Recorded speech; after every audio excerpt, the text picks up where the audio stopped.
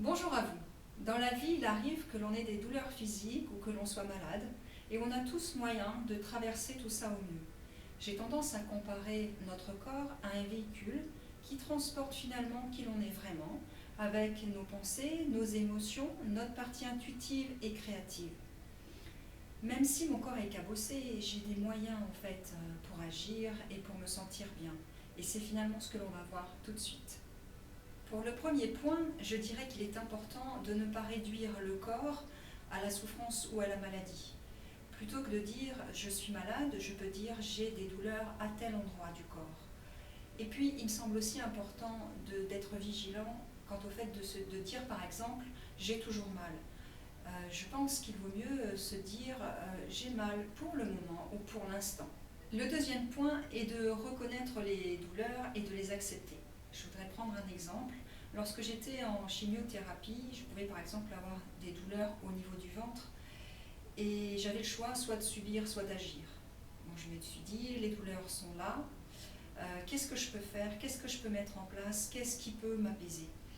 Alors j'ai essayé certaines choses et puis je me suis rendu compte que de mettre par exemple une bouillotte sur mon ventre, ça me faisait énormément de bien. Donc à chacun aussi de tester ce qui va lui correspondre et ce qui va lui permettre d'apaiser ses douleurs. J'ai donc tout simplement les moyens d'agir et puis de traverser finalement ces douleurs au mieux. Une fois que j'ai mis en place ce qui me correspond, il me semble aussi essentiel de se dire je vais mieux que tout à l'heure plutôt que j'ai encore mal. Donc restons sur le je vais mieux que tout à l'heure. Notre troisième point est de se centrer sur les bonnes sensations physiques. En effet, quand on sait que l'on va traverser de mauvaises sensations, il est bon de multiplier et d'apprécier pleinement toutes les bonnes sensations physiques.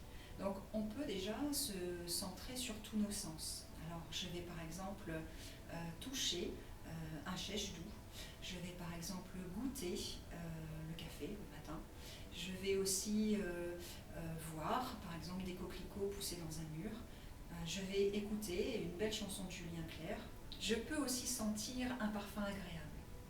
Tous ces plaisirs simples sont à notre portée et je peux les apprécier puissance 10. Le quatrième point est de vous concentrer sur ce que vous aimez dans votre corps. Comme par exemple, vous lavez les cheveux, vous rasez. Donc c'est réellement prendre soin de vous. C'est un des premiers pas aussi pour gagner en confiance en soi. Mon conseil est de considérer votre corps comme votre meilleur ami. Il faut à la fois le ménager, l'écouter, prendre soin de lui et parfois même le secouer. Pour aller plus loin dans l'écoute de votre corps, je vous invite à vous procurer mon livre intitulé « 8 clés pour être acteur de votre vie ». Vous le trouverez en description. Je vous souhaite une agréable journée et vous dis à très bientôt.